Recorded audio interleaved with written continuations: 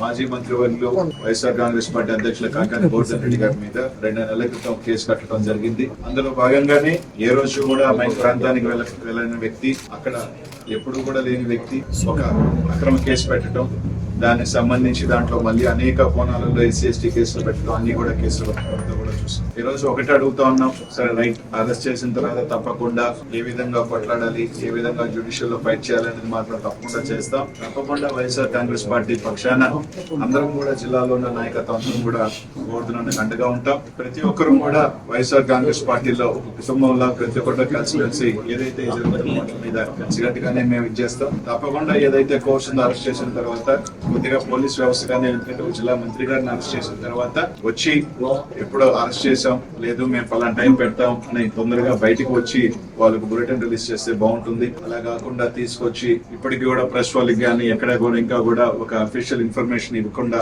రకరకాల డిటిసిలో తీసుకొచ్చారు, డిటిసిలో పెట్టారనో లేదని రకరకాలు వింటా ఉన్నాం. అలా కాకుండా ఖచ్చితంగా ఇమీడియట్ గా ఎస్పీ గారు తీసుకొచ్చిన తర్వాత వాళ్ళకి సంబంధించిన ఏదైతే పోలీస్ స్టేషన్ లో కేసు ఉందా ఏదో తొందరగా దాన్ని ఇమీడియట్ గా చెప్పాల్సిన బాధ్యత కూడా ఇక్కడ పోలీస్ యంత్రాంగం అంతా మీద కూడా ఉందని చెప్పిన అందరం కూడా ఉంటూ ఒకటైతే చెప్తా ఉన్నాం, ఇట్లా కేసులు పెట్టి వైఎస్ఆర్ కాంగ్రెస్ పార్టీ క్యాడర్ ని గాని నాయకులు గాని ఎవరు కూడా మనోధైర్యం తగ్గించలేదు. మేము అందరం కూడా కలిసిగానే ఉంటాం, తప్పకుండా అన్ని రకాలు కూడా ఫైట్ చేస్తామని చెప్పి తెలియజేసుకుంటూ